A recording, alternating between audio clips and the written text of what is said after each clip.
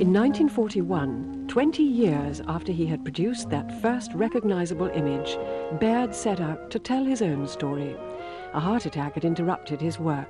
He was convalescing on a curious diet of 12 grapes a day. But a lifetime of ill health had never prevented a proud spirit from claiming what he saw as his rightful place in science. I was born in 1888. My father was minister of the West Parish of Helensburgh, a small watering place near Glasgow.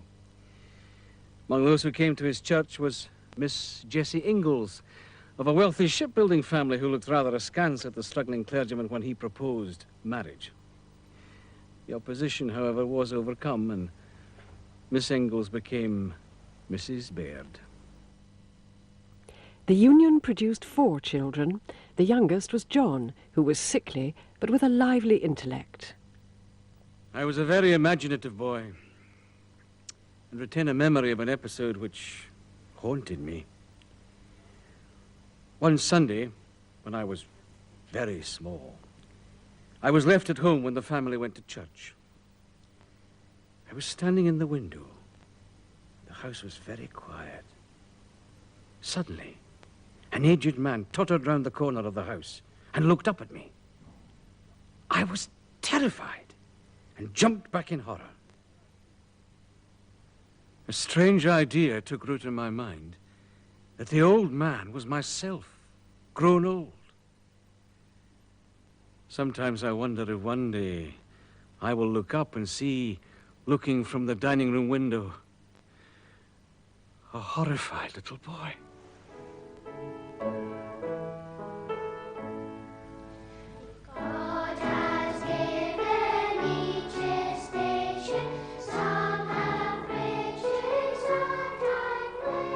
My father's flock were taught, be content with such things as ye have. Blessed are the humble, and such maxims. Day by day the little daisy moves up with his yellow eye. Never longing, never wishing, it were hanging up on high. That was the Sunday school's favorite hymn.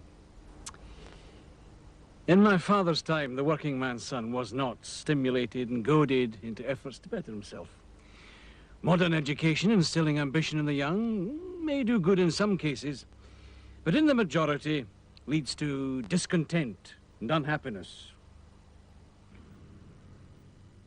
For Baird, unhappiness was yet to come. Larchfield School, with no science and little mathematics, was still able to fire his imagination with imagery. While I was at Larchfield, a craze for photography seized the school. I was badly bitten by it. I begged and saved, and finally became possessor of a dream camera. The Tsar's quarter plate perfecta, rack and pinion focusing, rising and falling front, Taylor and Hobson F7 rapid rectilinear lens, Bausch and Lomb shutter. Armed with this masterpiece, I was elected president of the Photographic Society. Father was duly portrayed, mother's image equally conventional. But a self-portrait required invention. Baird built his own remotely controlled shutter mechanism. The thing which settled the matter of my future career was a boy's annual. This gave an account of how to make a simple telephone with string and coffee tins, and then a more ambitious electrical model. My imagination was fired. The string and coffee tins instrument was soon made and proved a very poor apparatus. Hold that. Now then. Hello. Hello? It was impossible to tell whether the sound was coming through the air in the ordinary way or through the string and tin cans. So the 12-year-old Baird built his own exchange to link up 4 school friends. until, unfortunately, overhead wires dragged a coachman from his driving seat. The enterprise was wound up. Undaunted, he bought an oil engine, built himself a dynamo, and wired up a family home to provide the first domestic electricity in Helensburgh. I got some sort of lead poisoning while making the accumulators. And still have a scar on one finger from sulfuric acid as a memento.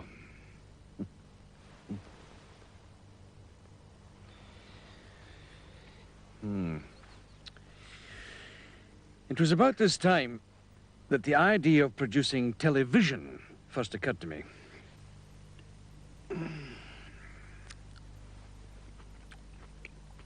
There were a few people around prior to 1901, 1902 who had carried out primitive experiments in television, and there had been one or two articles talking of the possibility of television, but essentially it's all just a dream. It's a dream for the future, and Logie Baird is one of those early pioneers. Baird's dream demanded more than boyish enthusiasm. He mastered sufficient German to follow experiments with the metal selenium, which produces electricity when exposed to light.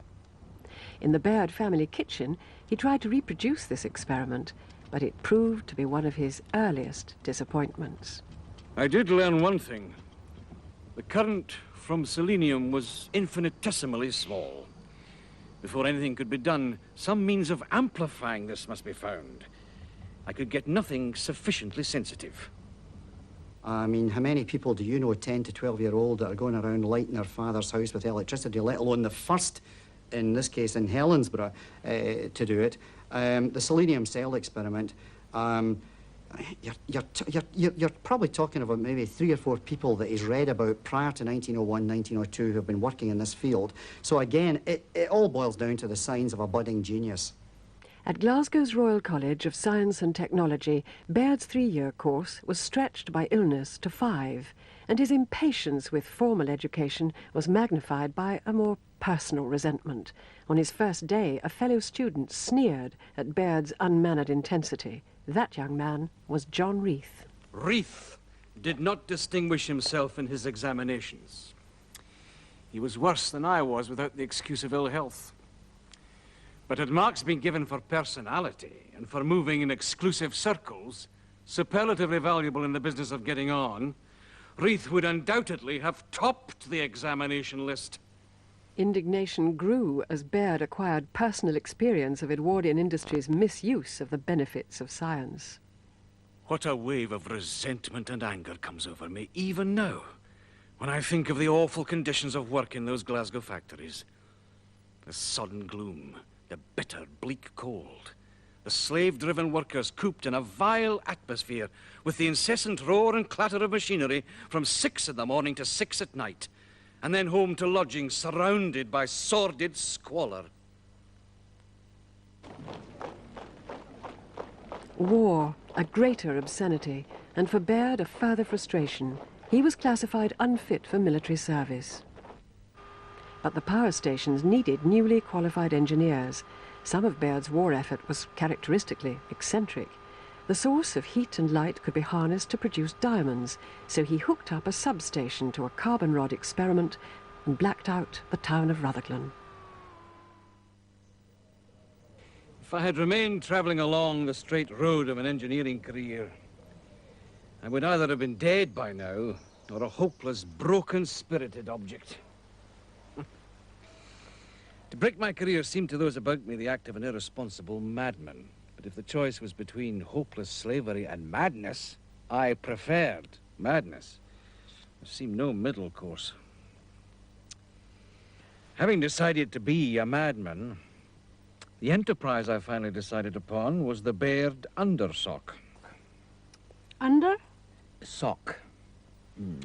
Medicated, soft, absorbent, worn under the ordinary socks, keeps the feet warm in winter, cool in summer.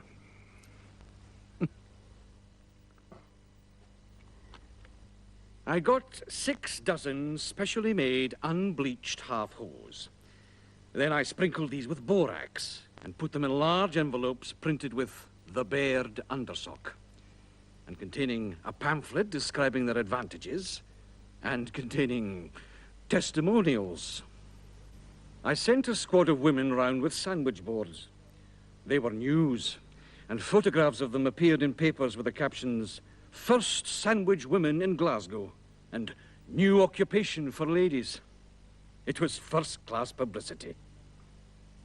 If you're looking for a moral to this song, 50 million little monkeys can't be wrong. Untypically, the invention made money. But Baird was ill again. A spell in the West Indies restored the body, but the imagination remained distinctly fevered.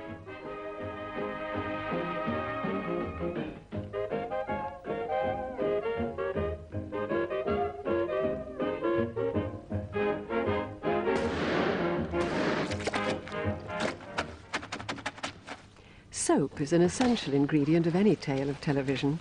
The inventor was saved by Baird's speedy cleaner.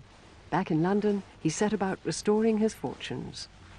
I advertised for travellers. The day after, a steady stream of decayed travellers appeared. All wanted a small salary. The majority wanted a small advance on account. All were told the same tale. Commission only. If results justified it, salary would follow. The business began to boom. We sold soap to hotels, boarding houses, ship chandlers, and street barrows. It was very cheap at 18 shillings per hundredweight. But it was also very bad. It was, however, profitable, ironically Baird's biggest commercial success, but one that illness again forced him to abandon. Medical advice persuaded him that he must leave London.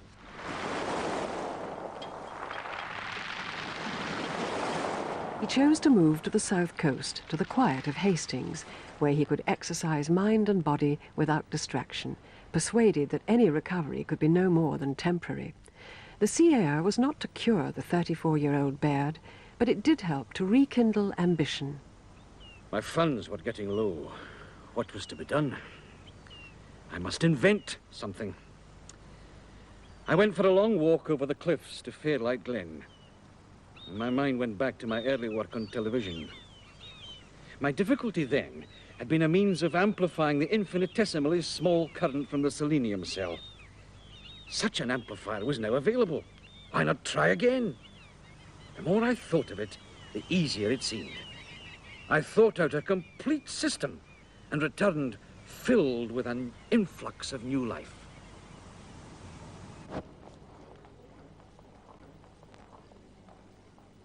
Queen's Arcade offered rented rooms above a flower shop, into which Baird dragged a bizarre assembly of commercial and handmade components. The system that was to produce the first authentic television image employed a German invention, the Nipkow disc, married to a jumble of household junk.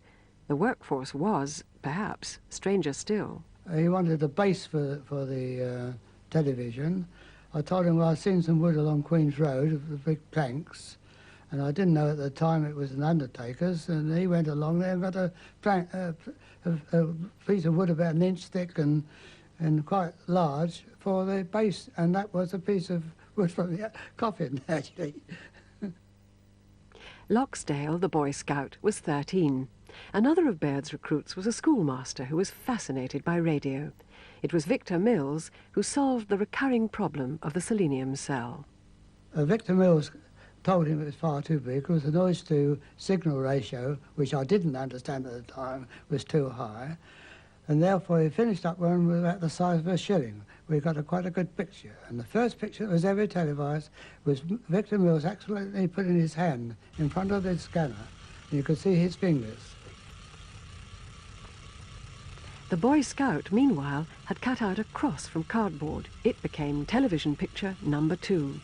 Norman Loxdale, now 78, is the sole surviving witness to the birth of television. Logie Baird, when he saw it, you could see the expression on his face. He was very pleased. He never smiled a lot. He didn't go in his ecstasy or anything of that sort, but he did actually look very pleased when he actually saw it. Baird barely survived his discovery. He wired together hundreds of batteries to produce 2,000 volts of power, with consequences his scientific training should have predicted.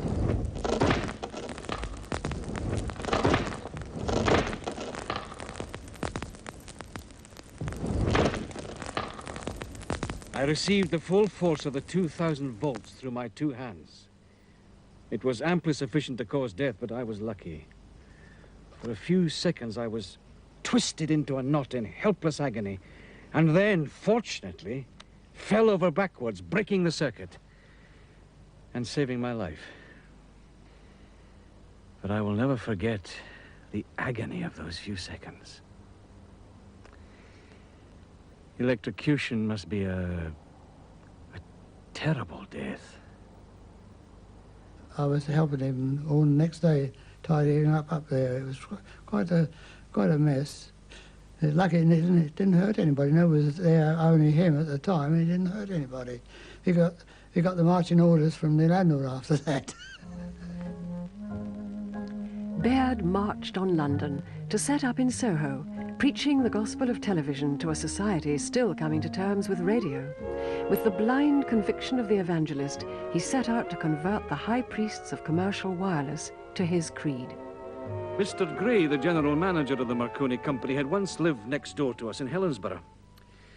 I thought I would call and see if I could get him to take an interest in what I was doing. I called at Marconi House and was shown into a large office where an elderly man sat behind an important-looking desk. "Are you interested in television?" said I. "Not in the very slightest degree. No interest whatsoever," said Mr. Gray. His disclaimer was as emphatic and disapproving as if I'd asked him if he was interested in brothels. "I'm sorry to have wasted your time. Good morning," said I, and walked out in high dudgeon. I mention this episode to show the general attitude to television in 1925. It was regarded as something on a par with the perpetual motion machine. The novelty appealed to Selfridges, who paid him to demonstrate his system. What the store got for its money was little more than a shadow show. True television, showing physical features, demanded ever more light. Light, light, and more light. Providing that was the most serious problem with which I was faced. In my efforts to increase this, I built enormous discs. As they had to revolve at an absolute minimum of 150 RPM, they were distinctly dangerous. The discs were made in sizes up to 5 feet in thick cardboard. On more than one occasion, lenses broke loose, striking the walls or roof like bombshells. The apparatus would then get out of balance and jump from one side of the lab to the other until the disc tore itself to pieces. I had some exciting moments.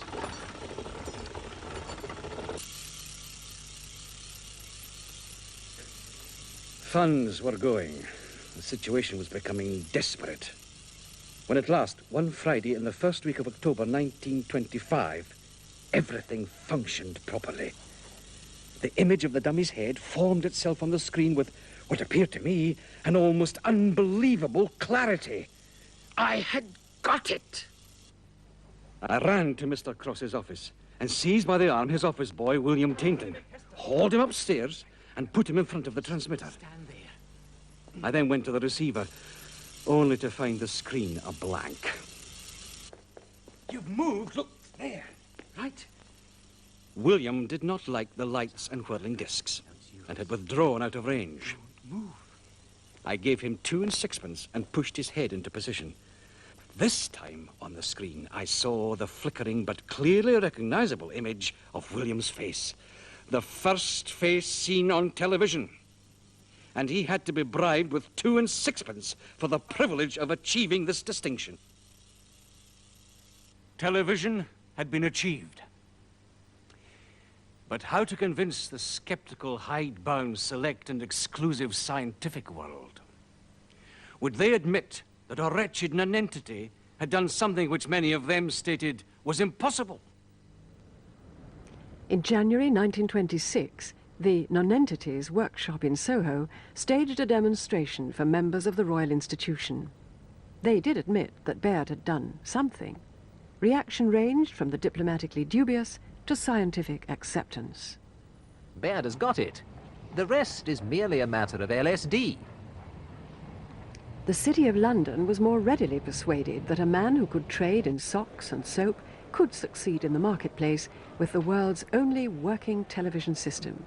The Baird Company was formed. A year later, the United States announced another system. Baird's backers were shaken. I was shaken myself. I had begun to regard television as something which belonged exclusively to me, and our monopoly as something inherent in the nature of things, and so the American show was a blow, although I knew something of the sort was inevitable sooner or later. The US transmission had spanned New York and Washington. Baird retaliated with London to Glasgow. Then he chose a champion to carry the fight into enemy territory. Well, Baird wandered into the lab one morning and said to me in a very slow way of talking, "Mr. Clapp, can you go to America tomorrow?"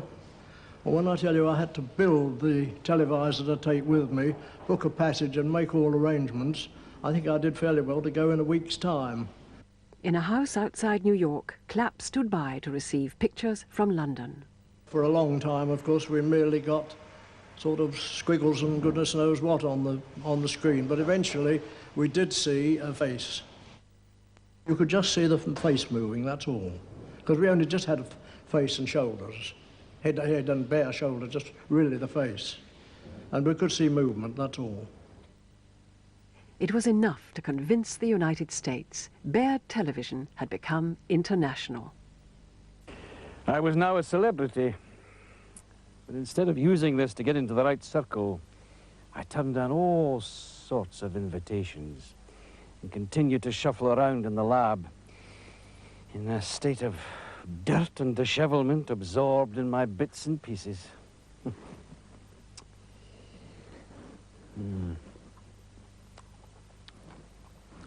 Where was I? Absorbed in my bits and pieces. Ah, yes. Bits and pieces. I paid for my carelessness when big business got hold of television and of myself. Oh, why did I not cash in while the going was good? The shares in the company rushed upwards. Fortunes were made by active speculators, and I sat like my own dummy and neither bought nor sold and did not make 1 penny. Potential allies ignored his plight. The radio services of the 6-year-old BBC were controlled by Baird's despised contemporary, John Reith, who refused to allow his transmitters to be used for television. Directed by Henry Hall. It's just the time for dancing. Tomorrow is good day. Go where the music. The BBC's chief engineer, Captain Peter Eckersley, was dismissive.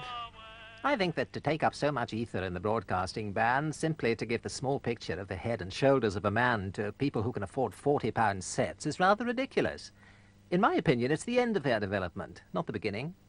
And Reith himself considered Baird's demands absurd. One felt that the BBC attitude from the top downward was, this television business is nothing, we don't want to have anything to do with it. Sound is our business, radio, or wireless as it was known in those days. Naturally, Baird and his supporters thought the BBC were being rather stick in the mud and not really being as cooperative as they should be to further this development. Longacre, Baird headquarters for his counter-offensive against Reith, the long-standing rival whom he accused in a felicitous phrase of lack of vision. Sir John was invited to remedy the defect by viewing television for himself. He declined. Baird's staff were more adventurous. Typists doubled as broadcasting pianists, and their talents persuaded him into an audacious attempt to embarrass the BBC. It was in about 1928 that Baird formed a body of 4 young engineers, and the chief engineer and himself, and took us over to Germany with the intention of broadcasting from the Berlin transmitter, which was receivable in England after dark, as a means possibly of encouraging the BBC a bit. It was done with the intention of forcing the BBC's hand by publicising it as much as possible, that the Germans were willing to do this, whereas they weren't. And so Albrecht, the Berlin gnome, appeared on British screens. Parliament intervened, and the BBC, in the person of Reith, was instructed to allow the Baird experiment. The BBC bowed to the decision with a very bad grace, did what they could to give us as small facilities as possible and make conditions as difficult as possible. But Baird felt he had achieved a victory, and the versatility of his staff was tested on rudimentary sets into the small hours. I would go home and have a meal and get spruced up and then go back. I used to leave home about 10:30 to get back to the studio for midnight after the BBC closed down, and Mother used to say, I don't know what the neighbours are thinking, you know, my going out at that time of night. And of course they always used to have a car for me. And Kingy, our telephonist, used to go because she had a very good voice. And I used to accompany, all sorts of people. Gracie Fields came.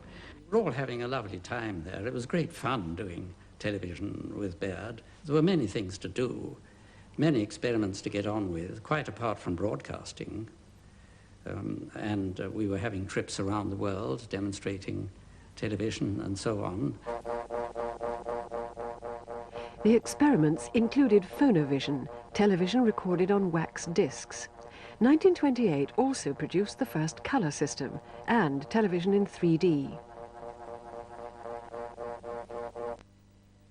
In his lifetime, Baird was to patent more than 170 inventions associated with television, including the mysterious machine known as the noctovisor. Now, this was rather different from television producing pictures, because the whole idea was to serve as a navigational aid and locate the position of lights when they were obscured by fog. So it was intended as a navigational aid. The whole idea was just to find a location, but not to give a picture to look at. For this experiment, Baird used his own home in Surrey, overlooking Dorking, where he'd set up an infrared beacon. With the equipment up on the very beautiful terrace at Box Hill here, with the light about, something like 1.5 miles away, right down in Dorking.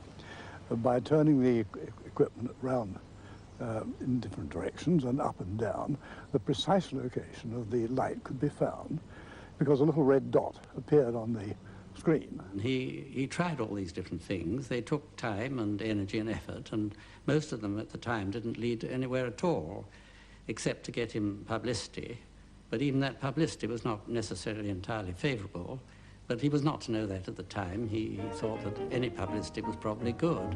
Have you ever been lonely? Have you ever been blue? Have you ever loved someone just as I love you?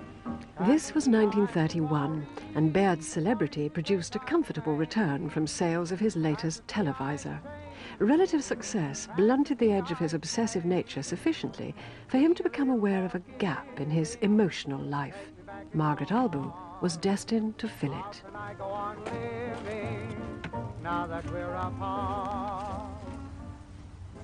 A friend of mine rang up and said, I've been invited to tea with a man at Box Hill and I can't go alone. So I said, all right, I'll go with you. So the Daimler car came for us and took us out. Margaret, a pianist, had hoped to play on television, but it soon became apparent that Baird had other plans. Although it was August, he had a roaring great fire in that big fireplace, and we had tea. He had a very nice maid. We had tea, and then he said he was going down to Warren's Hotel at Worthing for the weekend. Would we drive down with him, and the car would take us back? So we did. We went down, we had dinner, And then we said goodbye, and he ran down the steps of Vaughan's Hotel. I've never seen him run so fast, and said he hadn't got my name or telephone number. Would I give it to him? So I scribbled it on the back of a cigarette box. And right enough, on the Monday, he rang up. Margaret was not his first love. The revelation was yet to come that for 10 years Baird had enjoyed a liaison with a woman who'd rejected his offer of marriage, but found herself a remarkably accommodating husband. The arrangement was soon to be ended, long distance.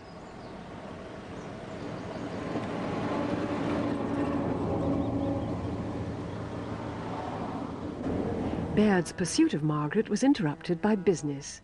America's radio industry was eager to expand into television and lured him to the land of novelty and innovation. As the boat approached New York Harbor, I was surprised to see on the pier a body of Highland pipers marching up and down with great elan to the scale of the pipes. These wretched men proved to be a gang of comic opera pipers from the Ziegfeld Follies. I was to ride in front of this procession with a police escort to the Waldorf Astoria. I could not face it. I slipped away and reached the Waldorf unobtrusively in a taxi. A few minutes later, the Highlanders from Czechoslovakia, Louisiana, and Hollywood arrived. It was an expensive matter pacifying them. New York was not to be denied. The flamboyant Mayor Walker insisted that the city parade its guests' achievements before an array of commercial interests that bewildered Baird. These were businessmen, these were Wall Street businessmen who sensed that since radio has taken such a tremendous upward curve in business, the same thing is going to happen even greater and faster in television. They were right about that. And they all wanted to get in on it as quickly as possible. And he felt very lonesome. He didn't talk the language of the high-pressure businessmen who came to see him and his associates. And it seemed to me that the best sedative in the world for him to bring him back to normalcy would have Margaret come over. He rang up from New York and asked me if I would go over. He said there was a ship sailing on the Tuesday. Would I catch it? And I hesitated, and he said, hurry up, this call's costing £1 a minute. And so I was on that ship, and I went out to America. 10 days or weeks later, she arrived. And from then on, he was a different man. In the circumstances, it seemed appropriate that the wedding venue was Coney Island, but the bridegroom was ill again. Just 13 weeks had passed since Baird's discovery of Margaret. We were married. He was in bed, actually. He got up in his carpet slippers. And we were married by a judge, Justice of the Peace. And Walter Knight was best man, and he sidled towards me, and Logie sidled away. So I was never sure which of them I was married to. The spectre at the Baird wedding feast was the bridegroom's dark lady of the past 10 years. The new Mrs. Baird proved herself a practical wife. I wrote the letter for him, actually. He was throwing bits of paper all over the room, didn't know how to break the news to her, and I wrote the letter for him.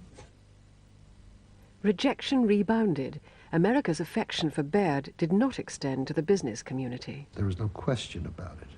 They didn't want a British successful television company to come into America while quite a few American television companies were struggling for supremacy. Baird's response was to bombard Britain with new applications of his system.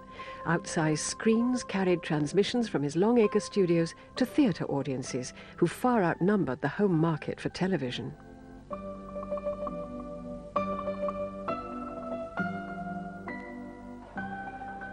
Events were a challenge. The Epsom Derby of 1931 brought to the racecourse the world's first outside broadcast unit, transmitting to a London cinema. The Daily Herald pronounced, "We have found the stepping stone to a new era in which mechanical eyes will see for us great events as they happen." Neither newspaper nor audience could know that Baird and his engineers were also gambling at Epsom. We had quite a good picture of it, and it was seen by, as I say, a full cinema of people. And when it was finished, the curtain came down, and Baird was on the stage with me. He was so emotional that he was going to fall on the floor, and I managed just to put a chair under his seat, and he sat down, but he was completely out really, because he was so emotional that we'd got the thing through.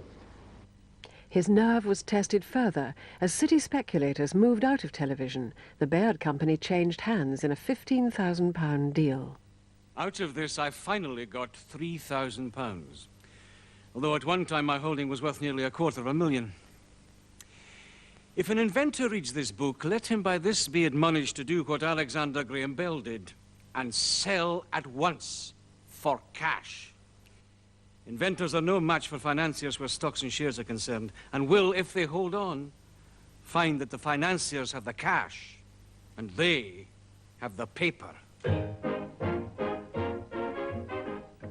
Marconi were the commercial giants of broadcasting. Baird was now no more than a figurehead for his own company. When a merger was proposed, his board rejected both the offer and his plea for a greater emphasis on research. The rival companies, Marconi, RCA, had a thriving business in the radio industry.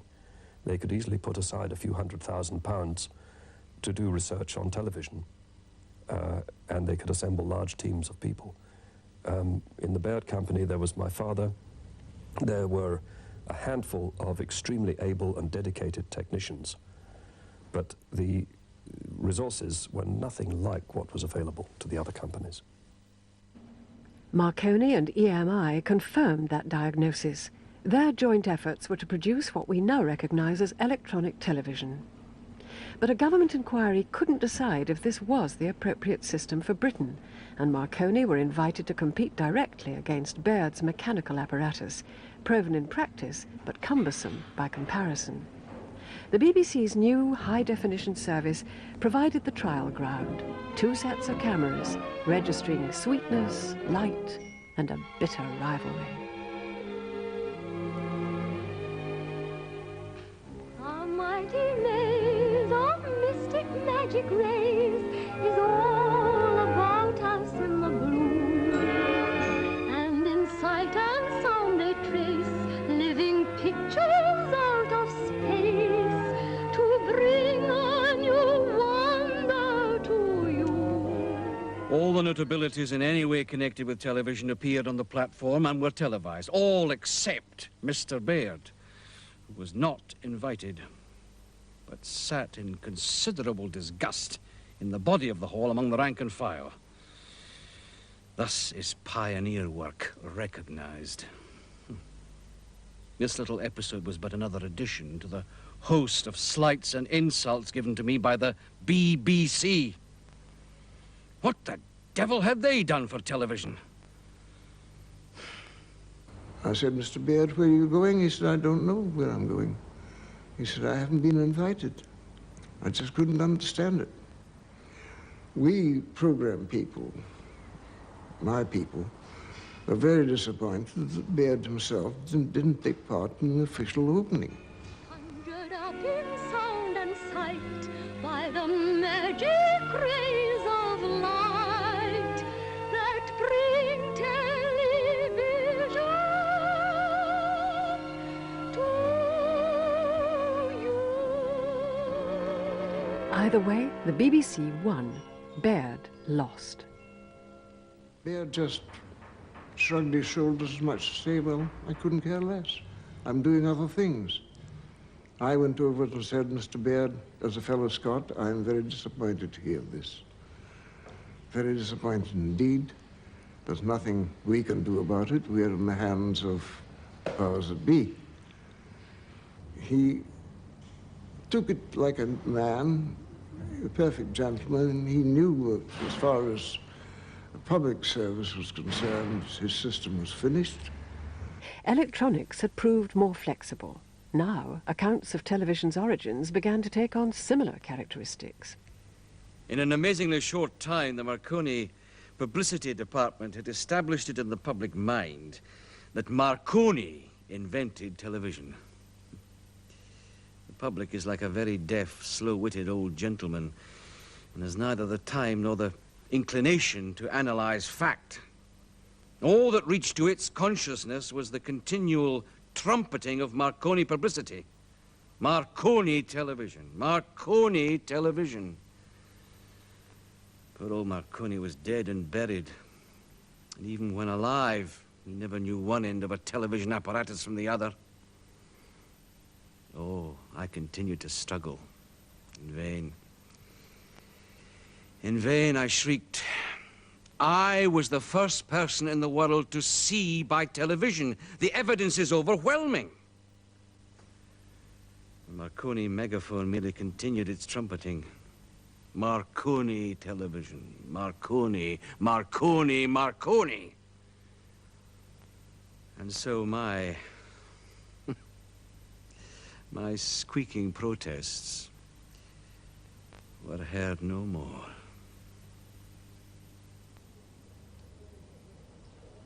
In silence, Baird retreated once more to the laboratory of his latest home in Sydenham. He'd already developed colour television for his mechanical system. Now he harnessed electronic principles to produce high-definition pictures in colour.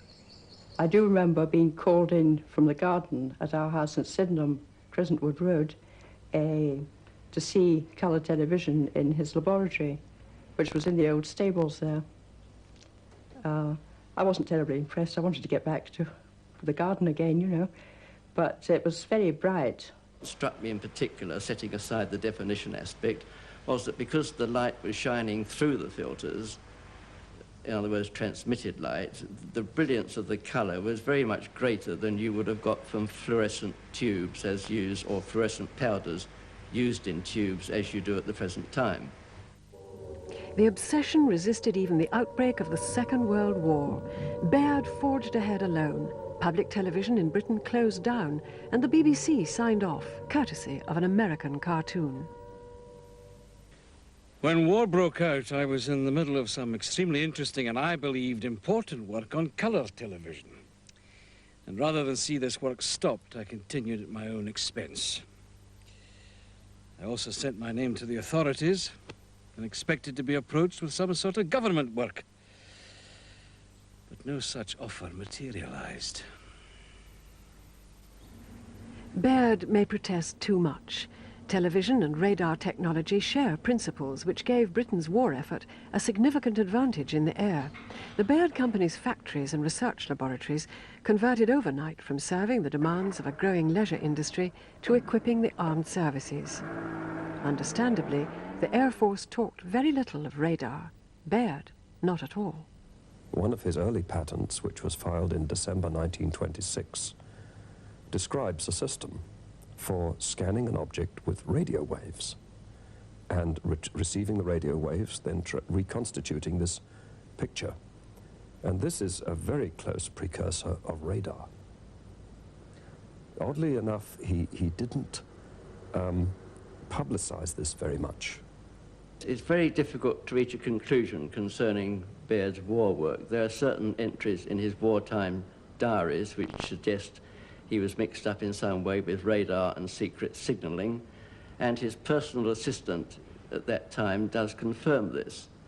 On the other hand, it has to be remembered that there were a large number of Baird Company personnel scattered around radar research establishments and radar stations, and it seems remarkable that if Baird was involved in any way, that nobody saw him.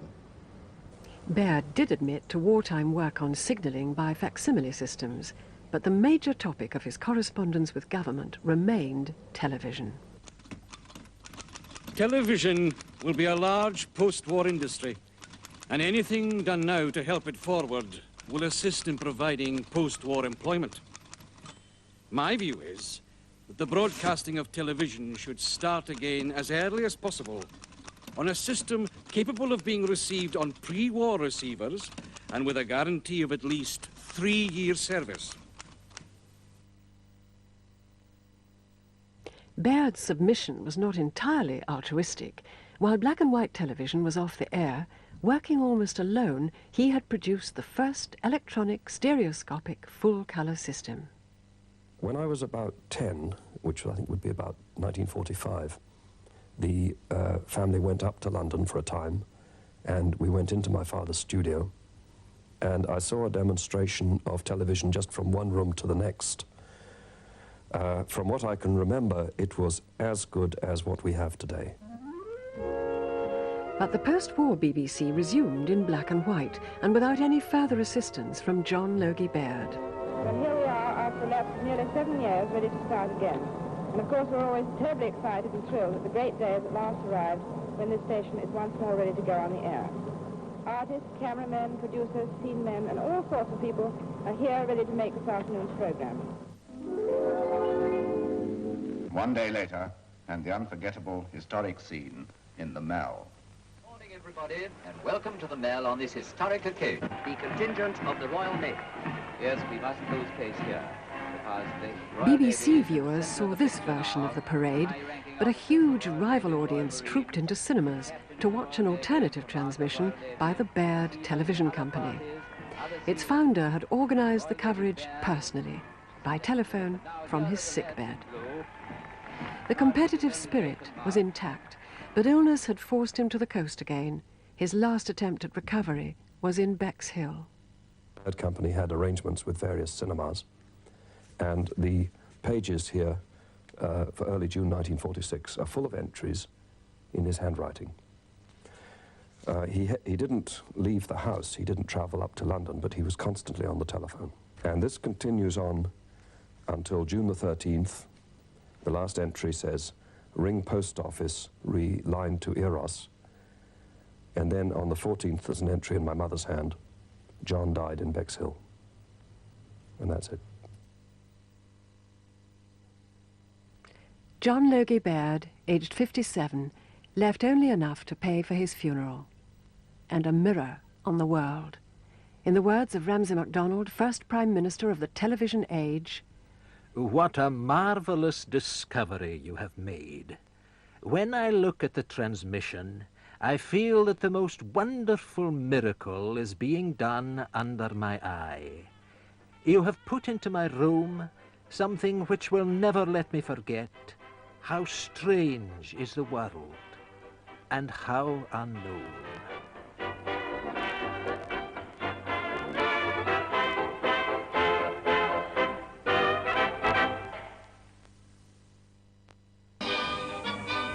Mr. Baird's Lost Pictures. John Logie Baird, one of the pioneers of TV, was a man with a vision, but the early television he developed was an extraordinary system of wheels and cogs, unlike anything we see today. Scots inventor John Logie Baird was experimenting day and night in the mysteries of transmitting moving images by wire or wireless. But the images produced were a far cry from our modern pictures made up of 625 lines. From a contraption made of a hat box, an old tea chest and some bicycle parts, Baird made up a TV picture of just 30 lines. It's better than any song. But despite the technical limitations, Baird went further.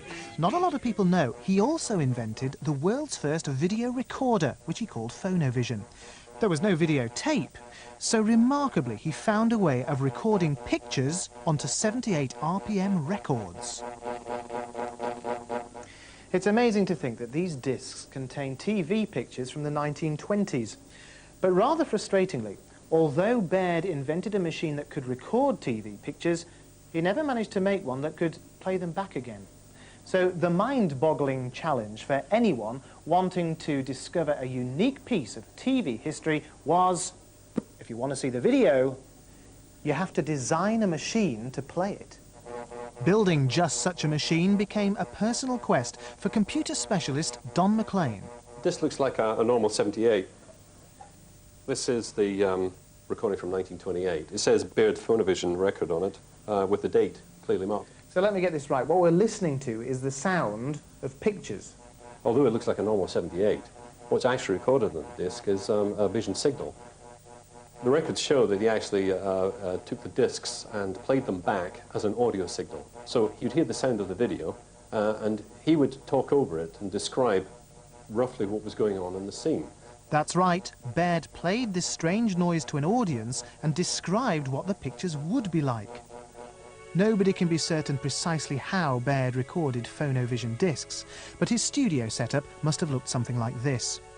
Using his contraption, he video recorded his secretary, making her into the first star of the video age. Don spent months studying Baird's system, using his considerable computer skills to try and decode the recordings. When he eventually broke the code, Don became the first person to see those tantalizing pictures of Baird's secretary. And here she is. But of course this image was just a test picture in a studio. You still couldn't record a real program off air. Believe it or not, some people actually tried to record programs at home, even though they could never play the pictures back. I wonder what they made of it. You're listening to the pictures of the future, my dear. Fancy that. Oh, fancy that. I've never heard them now. How much did you pay for Rubbish. this set? I prefer to see dancing girls in the flesh. But it was believed all of those early recordings were lost. Until this year. In June, a disc recorded on at home was accidentally discovered in a record company vaults. It's the world's oldest video recording of a TV programme. It featured the dancing girls of the Paramount Astoria troupe and was televised in 1933.